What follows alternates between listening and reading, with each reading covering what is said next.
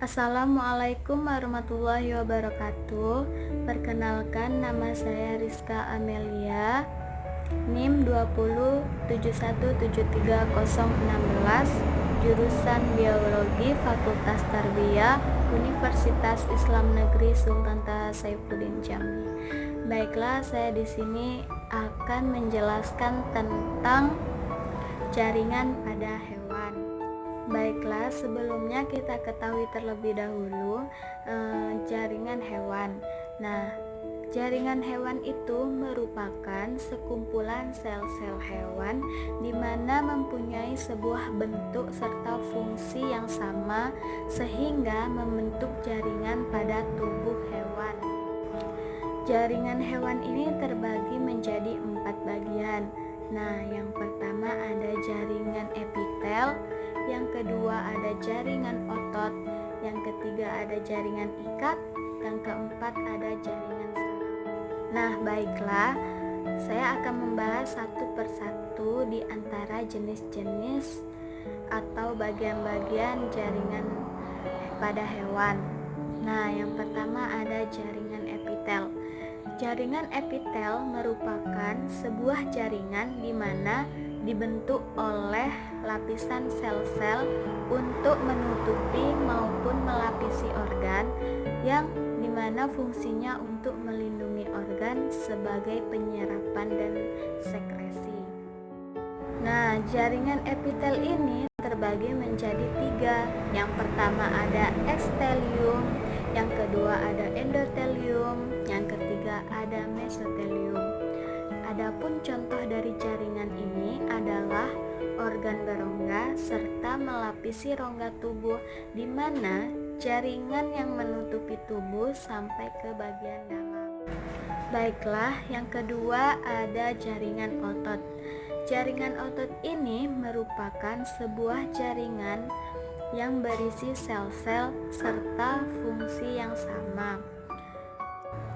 Jaringan otot ini membentuk otot dan membantu proses pergerakan rangka manusia serta organ-organ di dalamnya. Jaringan otot ini terbagi menjadi 3. Yang pertama ada otot lurik, kedua ada otot jantung, yang ketiga ada otot polos.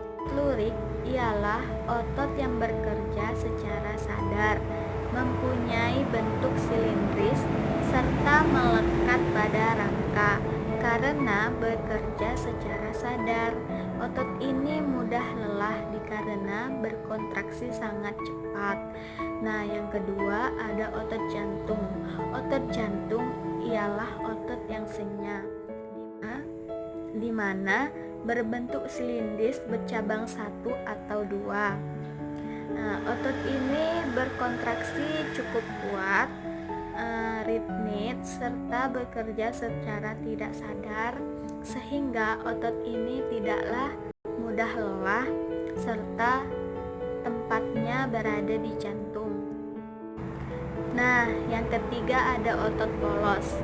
Otot polos ini adalah otot yang selnya berbentuk gelendong, di mana kontraksinya lumayan lambat serta tidak mudah lelah. Otot ini umumnya berada di saluran pencernaan seperti usus, pembuluh darah, saluran pernapasan, dan lain-lain. Nah, yang ketiga ada jaringan ikat.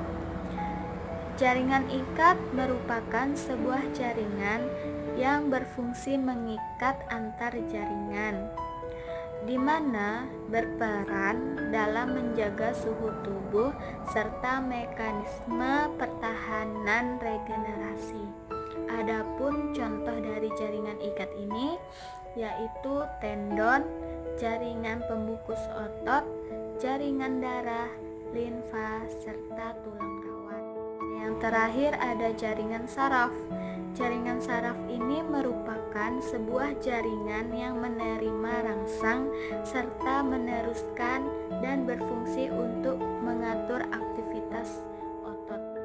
Nah, jaringan saraf itu terdiri dari 2 bagian. Yang pertama ada neuron dan neuroglia.